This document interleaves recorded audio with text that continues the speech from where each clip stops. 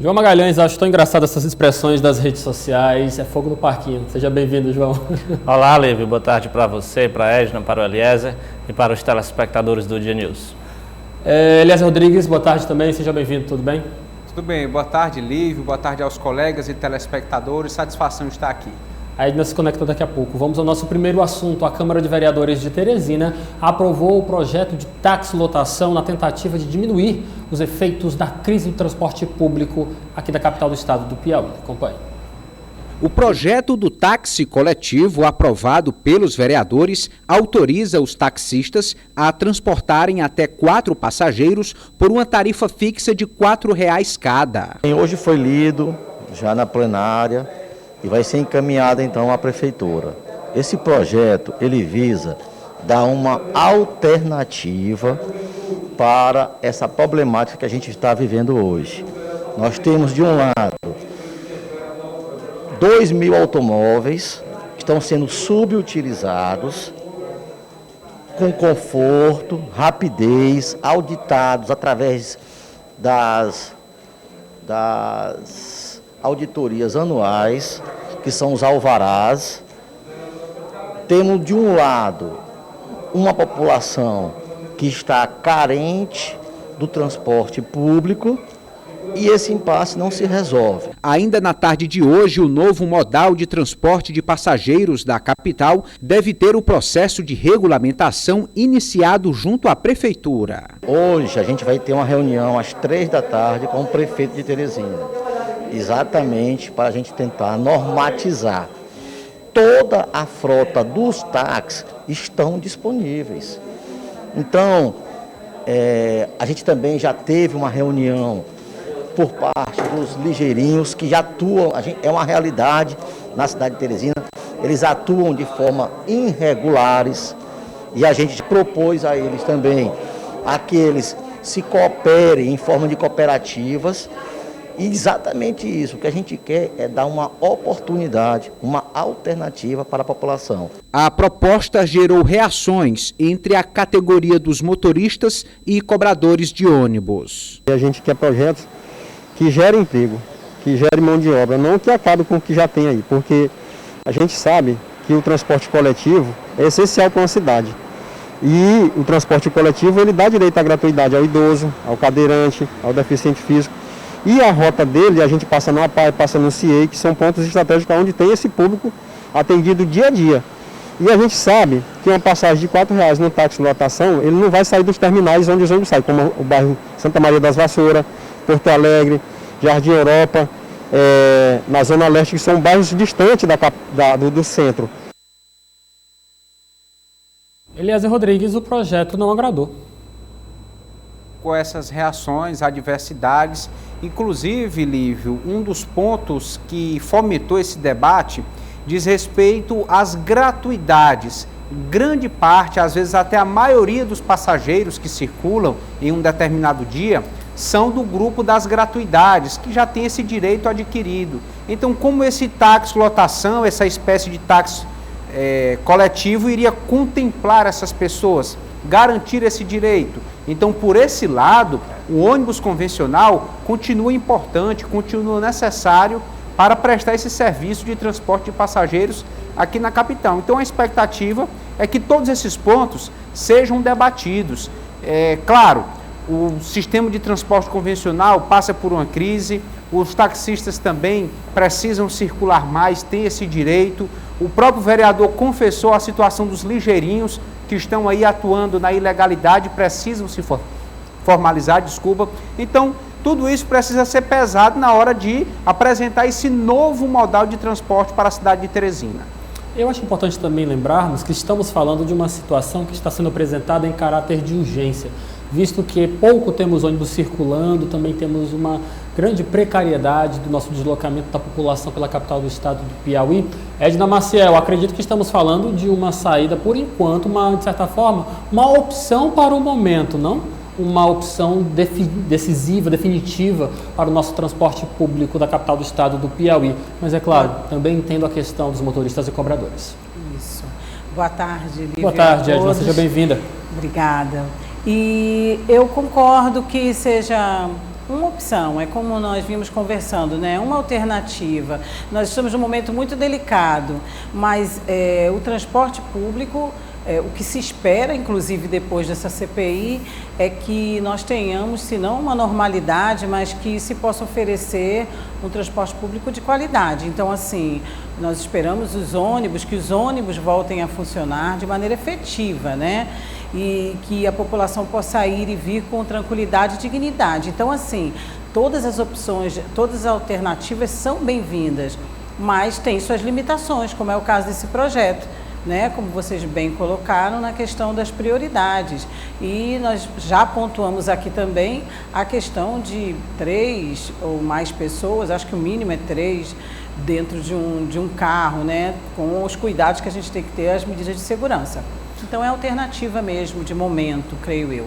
E também, João, nós precisamos abrir os nossos olhos para o debate de vários modais que existem por aí Brasil afora, mundo afora. Nós não podemos nos centrar apenas no transporte através dos ônibus. Nós dependemos aqui na capital do estado do Piauí basicamente apenas dos ônibus coletivos em circulação e estamos na situação que estamos, não é, João? Temos que variar nossos modais. Isso mesmo, Lívio. A gente não pode compreender a concepção do táxi coletivo como algo que vá substituir o transporte público de massa, até porque o próprio veículo em si já dá para perceber que não é um veículo para transporte de massa de passageiros.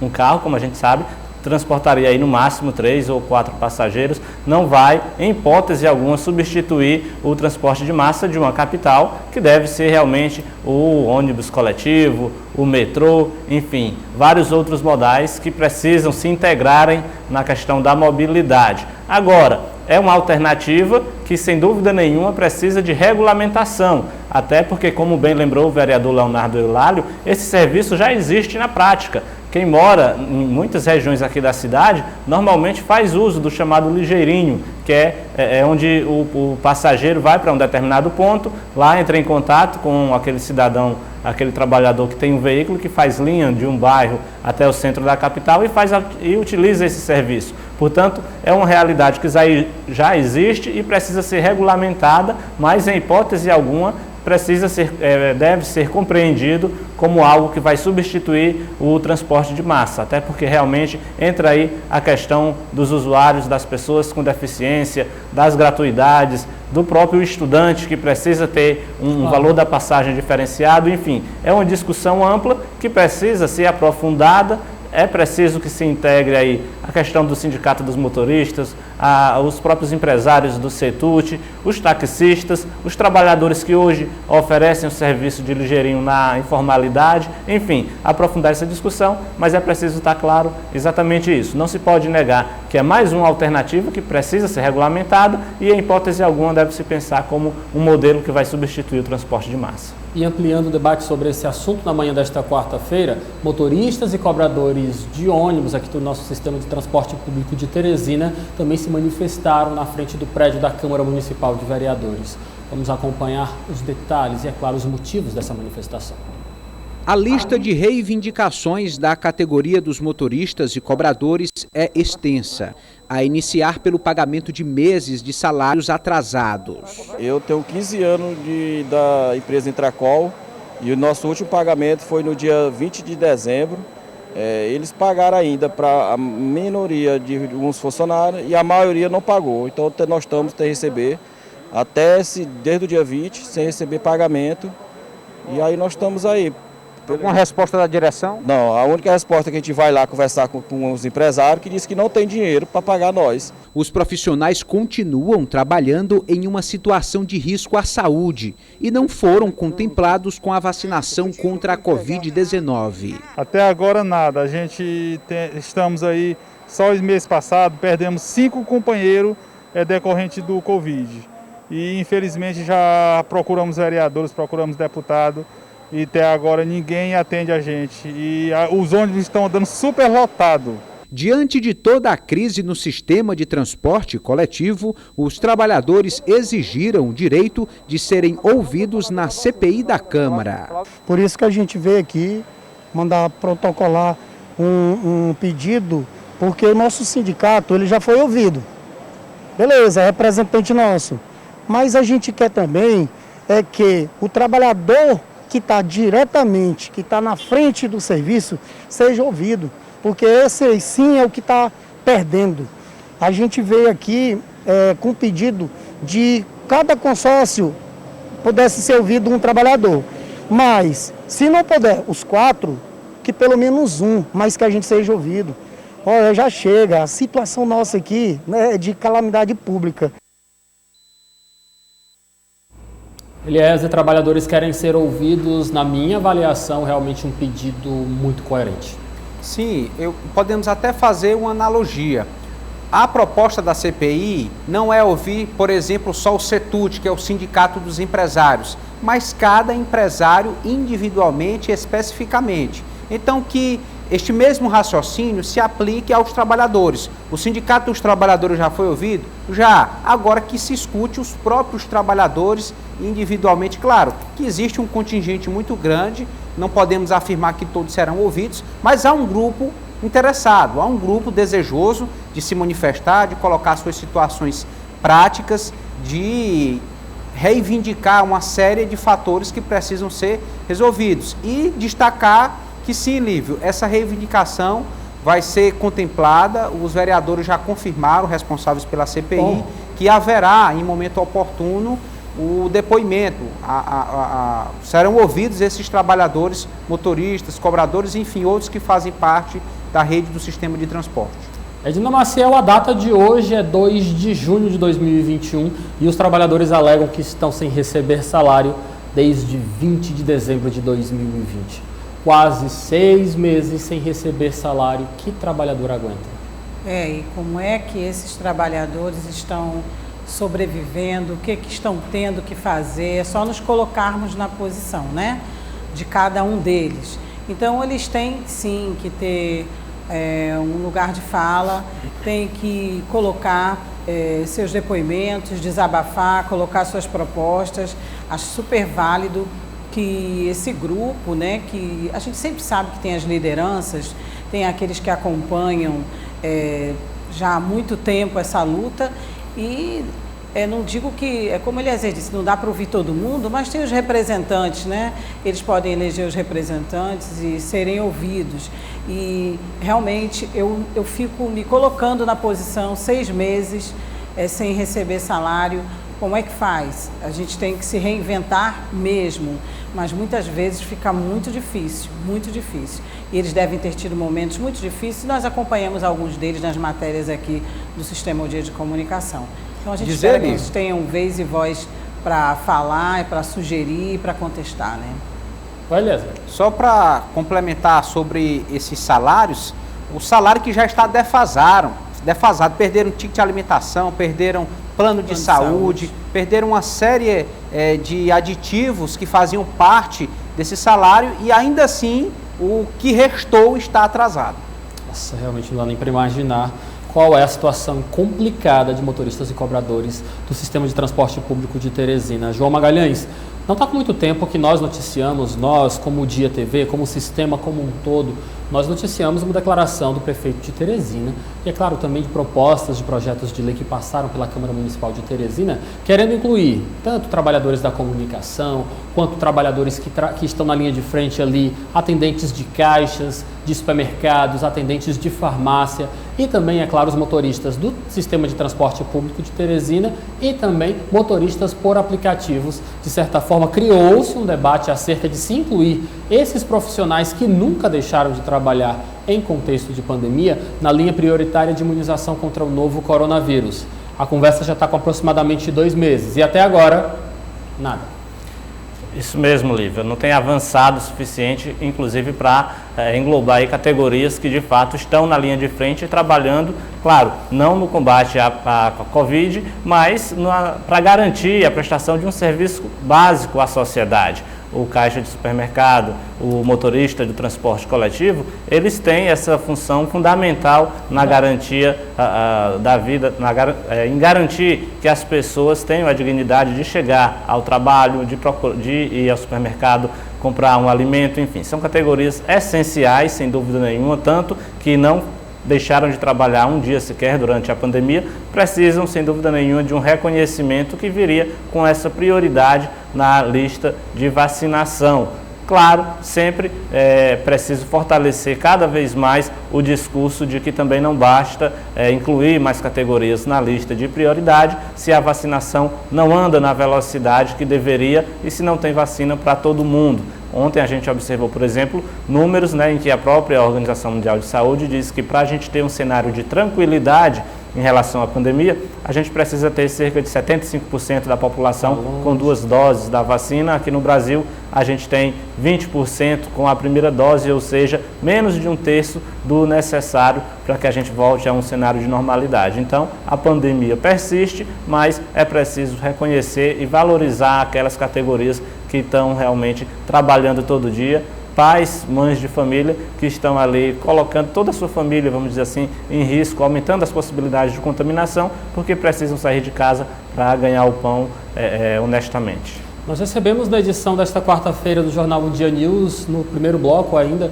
o presidente da Assembleia Legislativa do Estado do Piauí, Edna Maciel, o deputado Temístocles Filho, que realmente, de certa forma, falou de uma forma bem direta e objetiva. Não tem o que inventar, é imunizar, imunizar, imunizar, vacinar, vacinar e vacinar. Se não chegarmos, se não tivermos esta concepção muito clara nas nossas administrações federais, estaduais e municipais, realmente talvez fique um pouco difícil avançarmos no combate, no freio da pandemia do novo coronavírus. Edna?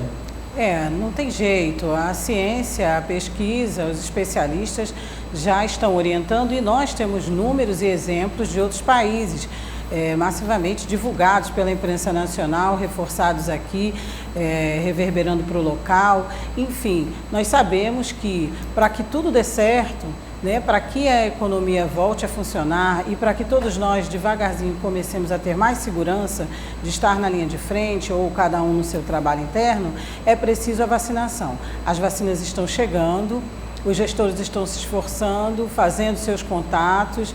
No Piauí a gente já sabe da situação, já sabe do empenho dos gestores e estamos aguardando o retorno, essas respostas, porque não adianta só a gente seguir os decretos e um grupo que ainda insiste em fazer festinhas, em descumprir aí as orientações que são dadas baseadas na OMS. O que é preciso, sim, é que todos tentemos cumprir à risca tudo que se refere à segurança, ao combate ao coronavírus, à Covid-19, mas também nós temos todos que nos unir neste momento. Então é preciso um direcionamento e é a busca da vacina em massa, porque senão atrasa tudo. Uma medida depende da outra. Lembrando que amanhã, quinta-feira, nós temos oitivas, reunião, encontro da Comissão Parlamentar de Inquérito na Câmara Municipal de Vereadores de Teresina, a partir das 9 horas da manhã. Mas já que eu toquei aqui no nome do deputado Temístocles Filho, vamos agora para a Assembleia Legislativa do Estado do Piauí, porque foi ouvido na manhã desta quarta-feira pelos deputados e, é claro, também vai chegar de conhecimento da população geral o secretário da Fazenda, Rafael Fonteles. Ele foi apresentar a situação das contas do Estado em contexto de pandemia nesse primeiro semestre de 2021. No ar. Foi feito todo um dever de casa. Nós tivemos uma situação muito difícil em 2017, 18, 19, quando veio a pandemia. Isso também prejudicou bastante ali no primeiro semestre de 2020, mas o que tinha sido plantado em termos de melhoria das contas públicas está sendo colhido agora. O Fundef colaboraram? No ano passado, sim. Nesse primeiro quadrimestre desse ano, sem nenhum tipo de receita extraordinária e mesmo assim esse equilíbrio demonstra-se sustentável, Realmente, aquela receita corrente, aquela receita permanente, comparada com a despesa permanente, corrente, demonstra que há um equilíbrio e, portanto, possibilita o Estado, além de ter suas obrigações em dia, com o pessoal, com o custeio da máquina, com a dívida pública, com os poderes, também poder ter capacidade de investimento com recursos do próprio Tesouro Estadual. A gente espera investir cerca de 2 bilhões de reais apenas nesse ano, com recursos do Tesouro Estadual, com recursos de operação de crédito, com recursos do Orçamento Geral da União, através da nossa bancada federal. Então, esse conjunto, recursos do precatório do Fundef, nas mais diversas áreas, de infraestrutura, de saúde, de educação, de segurança pública, na área social, com programas importantes liderados pela governadora Regina Souza. Então, realmente é um momento de muita muito positivo do ponto de vista fiscal para o estado do Piauí. Palavras de Rafael Fonteles. O estado do Piauí goza de contas equilibradas. Eliezer Rodrigues, é algo positivo, é algo que realmente, de certa forma, chama até a atenção, visto esse contexto de pandemia que estamos vivenciando. Com certeza, Lívio Galeno. Especificamente em relação ao primeiro quadrimestre fiscal, o Piauí tem um saldo positivo da ordem de 667 milhões de reais. Ou seja, quando se consideram as fontes de receitas e as despesas, mesmo que alavancadas na área da saúde, o Piauí consegue se sobressair, mantém a sua saúde fiscal e tem uma sobra, digamos assim, nesse primeiro quadrimestre de 667 milhões de reais. É claro que isso não é motivo para se relaxar, a responsabilidade é muito grande. O secretário de Fazenda, Rafael Fonteles, apontou aí outros investimentos que devem continuar acontecendo na infraestrutura e em diversas outras áreas aqui no estado do Piauí. Então é importante que se mantenha este equilíbrio financeiro e lembrando também que este panorama, esse relatório quadrimestral, ele é obrigatório pela Lei de Responsabilidade Fiscal. A lei obriga que a cada 4 meses o secretário de Fazenda compareça ao parlamento para prestar esses esclarecimentos. Outro ponto que me lembrei agora, Lívio, diz respeito à folha de pagamento. Sim. A folha de pagamento é a principal despesa, a maior, a que muitas vezes gera mais preocupação, mas todos os limites prudenciais aqui no estado do Piauí estão sendo respeitados. Então, até nesse aspecto, o estado do Piauí se mantém confortável.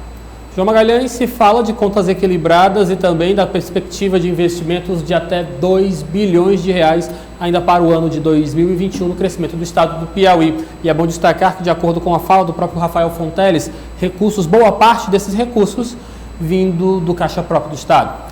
Olha, Lívio, sem dúvida nenhuma, o planejamento financeiro de uma gestão é essencial para garantir bons resultados ou pelo menos o equilíbrio da máquina pública estadual, que é o que a gente tem observado aqui no Piauí. É bom lembrar também que a gente está aí no 3º ano de uma gestão, ou seja, num período de tempo que beneficia, vamos dizer, o planejamento. Afinal de contas, a questão dos gastos com o pessoal é mais fácil de ser contido nesse 3º ano de gestão. Normalmente os governos se preparam para fazer mais investimentos no final do governo. Isso tem a ver, claro, com o próprio processo eleitoral, mas também tem a ver com o tempo suficiente que o governo teve para se planejar e, ao final do 3º ano de gestão, levantar recursos para construir obras, enfim, beneficiar a população com a melhoria dos serviços públicos. Então, é mais ou menos isso. O Piauí vem seguindo um planejamento que, de fato, garante o equilíbrio das contas. É bom lembrar que o contexto de pandemia dificultou muito, mas é preciso reconhecer essa capacidade, principalmente que a área econômica do governo teve, de manter o equilíbrio, de controlar a folha de pagamento. Hoje, no Piauí, a gente não teme possíveis atrasos salariais do funcionalismo público e, claro, o Estado fica aí se preparando para começar uma onda de investimentos que normalmente ocorre no final do 3º ano e no 4º ano da gestão por conta de um planejamento que ocorre nos anos anteriores. Edna Maciel, nós estamos falando, é claro, de um dever constitucional do secretário da Fazenda ter esta visita na ALEP, na Assembleia Legislativa, para apresentar um diagnóstico de como estão as contas públicas do nosso Estado. Isso é um dever constitucional, de acordo com o Estado do Piauí. Mas, de certa forma, apresentar uma realidade como essa, de uma capacidade de investimento girando em torno de 2 bilhões de reais ainda para 2021, e também, é claro, de contas equilibradas, traz uma bagagem política importante para quem quer ser candidato em 2022. Exatamente, saúde financeira, equilíbrio de contas, né? E aí também sobras e investimentos nessa ordem que você citou de 2 bilhões, realmente é um bom pontapé inicial, né? Para quem está aí com vistas em 2022. Agora, como você disse, a transparência, né? Ela tem que haver, né?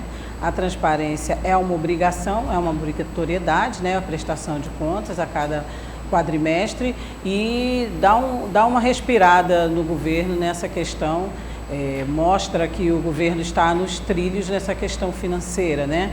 A saúde financeira do Estado está aí.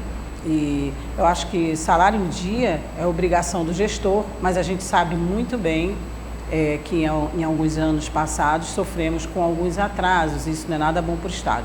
Então, em tudo por tudo, essa prestação de contas na Assembleia é um marco aí, na minha opinião, de um pontapé inicial e vai servir certamente de divulgação positiva na agenda política do governo do Estado. João Magalhães, me lembrei aqui de um pensador político, de um grande articulador político, que por enquanto não vou dizer quem é, mas que ele fez declarações de que o que ganha uma eleição é um bom cenário econômico. Você concorda com essa afirmação? Olha, não tenho dúvidas, Lívio. A economia normalmente é o que elege, principalmente no cenário nacional, a questão de um presidente da República, a economia ou elege ou coloca dificuldades na eleição de quem quer ganhar uma eleição para presidente. Sem dúvida nenhuma, o cenário econômico é o que mais influencia. No caso do Piauí, isso também é importante. Imagina-se que no último ano de gestão, ou seja, no ano eleitoral, espera-se que o governo do Estado tenha tido planejamento suficiente para ter recursos realmente para aplicar na questão de obras, melhorar a prestação de serviços públicos, garantir o aumento nas contratações temporárias. Tudo isso, sem dúvida nenhuma, gera renda, aumenta a circulação de recursos na economia do Estado e impacta positivamente no processo eleitoral para aqueles que estão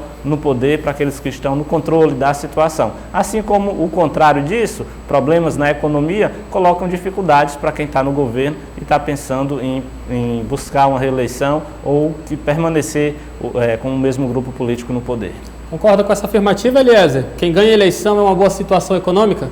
Em grande parte, certamente, Lívio Galeno. Veja só, todos os esforços que se fazem em uma gestão pública ou privada, basicamente são feitos com o objetivo de se ter um resultado econômico, financeiro. Na iniciativa privada, o empresário quer lucrar mais, os empregos precisam ser gerados para grande parte da população ter a sua oportunidade de consumo. Na gestão pública, o governo, entenda o Estado de uma forma geral, quer arrecadar mais também para fazer mais investimentos e sempre está fomentando, aquecendo este ciclo econômico. Então, sempre quando falamos de projetos, sempre quando falamos de uma série de situações na gestão pública ou privada, vamos observar lá na ponta esse objetivo final, de sempre se ter uma condição financeira melhor, porque basicamente é o que vai garantir uma melhor qualidade de vida, o acesso a bens, serviços, enfim, o fator econômico é preponderante e é fundamental. Edna Maciel, você sabe de quem é essa declaração? Não sei não.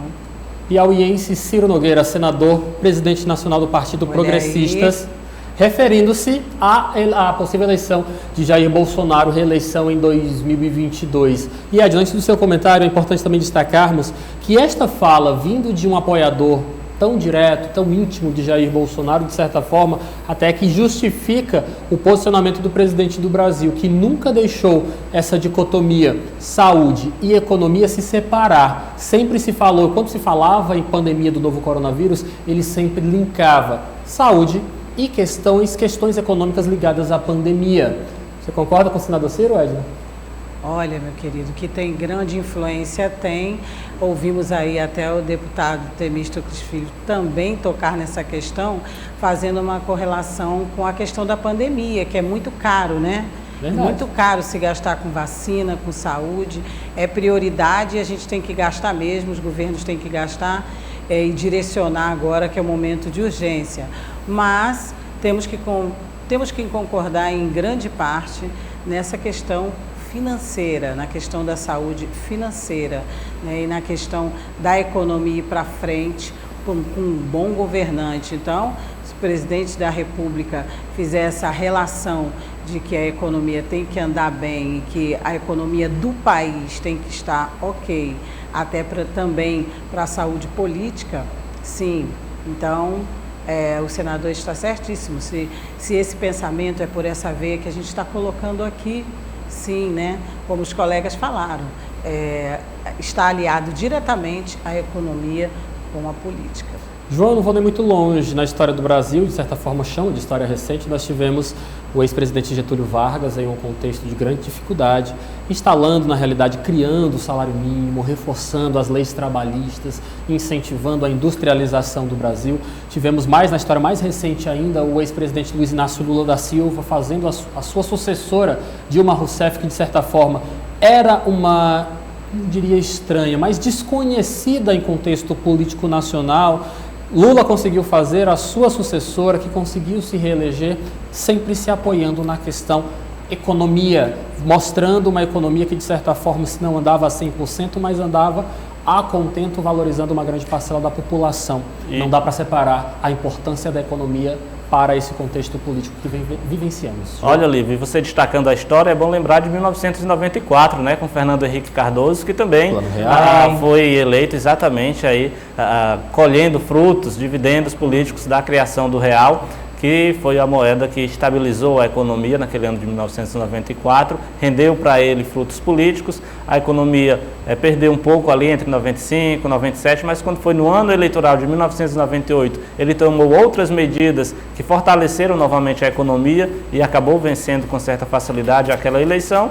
No governo Lula, sem dúvida nenhuma, a própria questão dos investimentos sociais, dos programas de transferência direta de renda, assim como também investimentos em áreas importantes, né, para o país, fizeram a economia ficar mais dinâmica e o PT colheu esses frutos durante muito tempo. Tanto é que atualmente o próprio Centrão, já que você falou do senador Ciro Nogueira, hoje ele passa uma espécie de cobrança, né, ao presidente Jair Bolsonaro, de que é preciso pensar em uma solução. Se a economia não voltar integralmente de forma positiva por conta da pandemia e de outras questões, é preciso que o governo federal pense aí numa alternativa de prolongamento de auxílio emergencial, enfim, que aumente o valor, mas é certo que o Centrão sabe disso, não é à toa que está no centro do poder há tanto tempo, que a economia realmente influencia diretamente nas eleições. João Magalhães, muito obrigado pela sua participação, boa tarde para você e até segunda-feira, porque nos próximos 2 dias eu vou descansar um pouco, tá bom? Tá certo, Lívia, pois um bom descanso para você, uma boa tarde a todos. Edna Marcel, aquele abraço para você, muito obrigado pela sua participação. Muito obrigada, boa tarde, volte logo. Tá certo, até segunda. Eliezer Rodrigues, deixa o jornal em suas mãos a partir de segunda-feira. A gente se encontra a partir de amanhã. Eu volto na segunda-feira, Eliezer, boa sorte. Combinado, Lívio, muito obrigado. Certamente cumpriremos essa missão com grande qualidade e contando com toda a equipe do Sistema O Dia. Bom descanso. A marca de credibilidade que já é a nossa cara do Sistema O Dia de Comunicação e, é claro, da nossa caçulinha, o Dia TV, que faz um trabalho muito bonito quando o assunto é jornalismo. Obrigado a todos. Política do Dia.